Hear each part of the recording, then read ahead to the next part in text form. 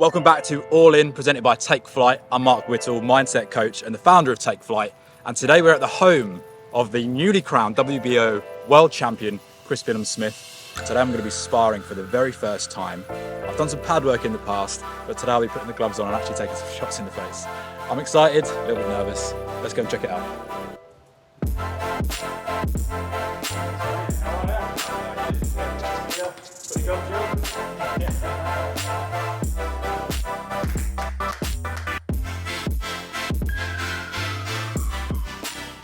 I don't know, I'm always so relaxed at this point. It makes me think that this is the bit because you have to sit still and have to get the wraps. Like, is this not when your head starts? No, I don't know. I'm just like, for me, I just find it so, like, much more comfortable in terms of, I don't know. I've always had this, I read a quote from Triple H about Floyd Mayweather. And he was in his changing room for one of his fights.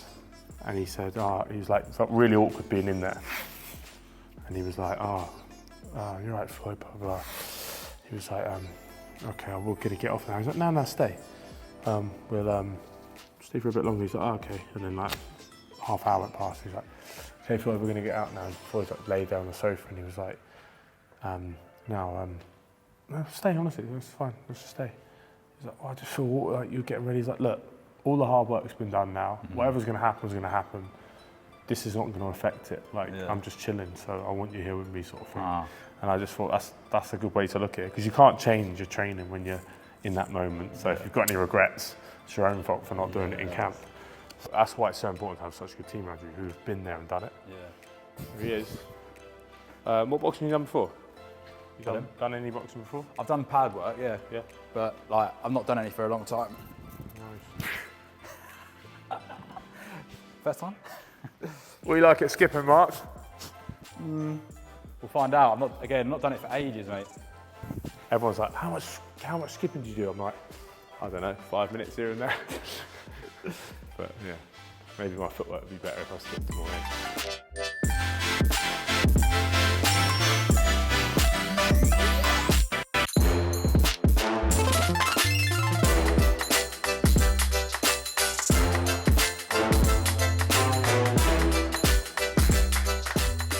There you go. Woo! Oh, that extra weight. That extra weight's done me. Good work. Right, let's jump in the ring.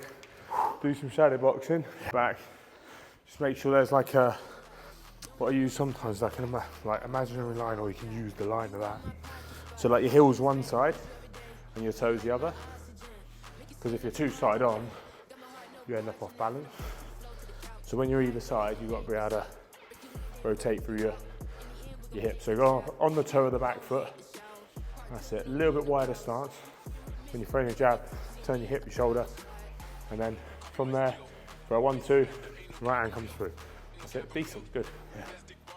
And then if you're punching and you're moving, so push off the back foot. So whatever way you're moving with your feet, move that foot first. If you're moving forward, front foot, then back foot.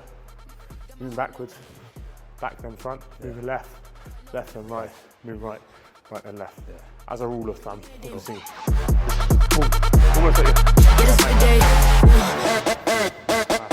got my heart no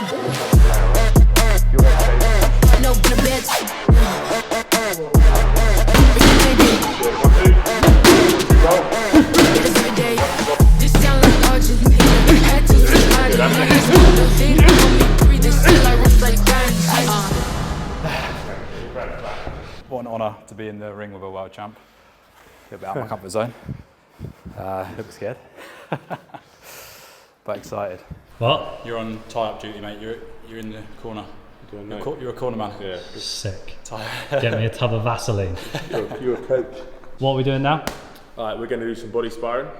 So hopefully Mark's been doing his sit-ups, conditioned his abs, ready to go. I've just been eating since my fight, so I've got a nice bit of cushion. You still look good. Yeah, so got a nice little layer of fat over what was abs once upon a time, about 3 weeks ago. So yeah. So I was speaking before about sparring being one of those things that is a fear, I think, for a lot of people.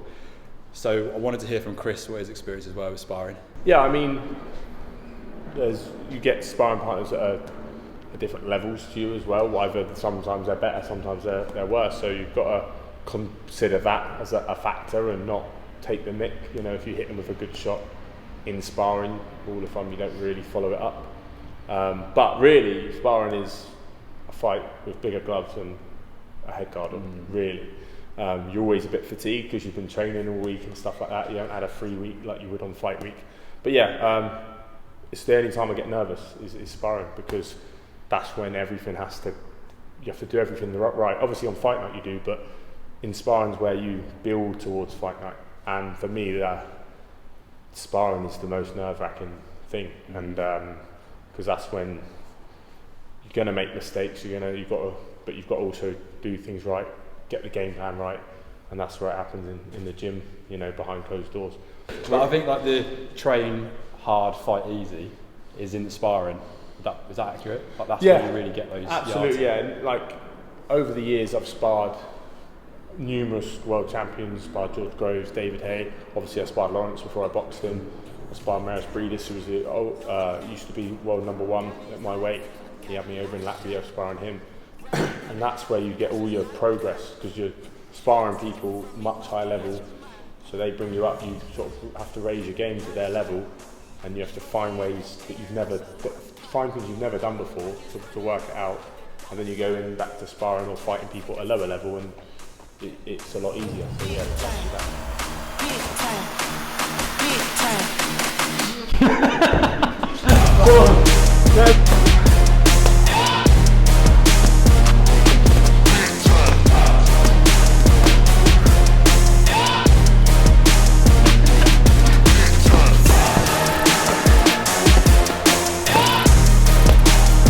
I just thought it's a good body shot, come on.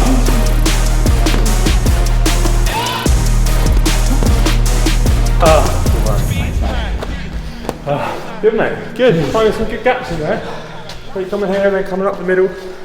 It's like, it's really like public speaking. Yeah. Do you know what I mean? Like if you're doing it for the first time, you're going to be it's going to be really nerve-wracking.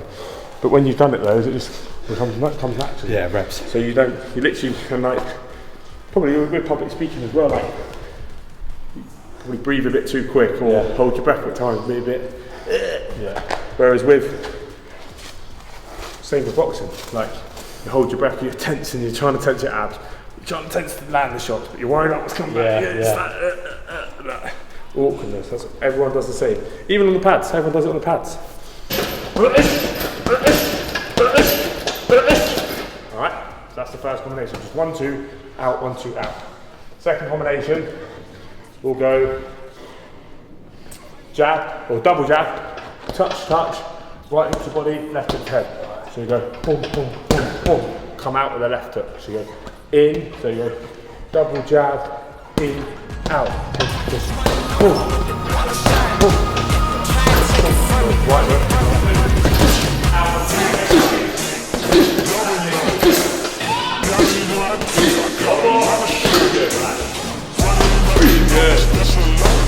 Good.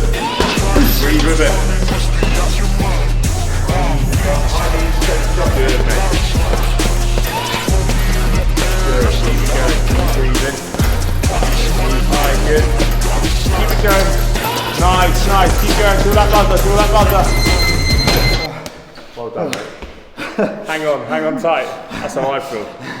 Good work. Mate, thanks so much. My pleasure, mate. I'm blowing. But it was amazing. First experience sparring. Obviously you took it easy on me. Body sparring as well. But loved it, mate. What do you say? Thanks very much. I've got the blisters to show it as well. Yeah, you got the boxers cuts. We get them in the gym. Just means you're punching hard, means you're turning your knuckles over properly. So it's all good, mate. My pleasure. Thanks for coming down. Thank you, mate. And we're going to have a podcast now, so we'll put the pop-up somewhere around here for you to watch the full episode of this conversation, hearing all about the main man who became the world champ. Getting used to that still.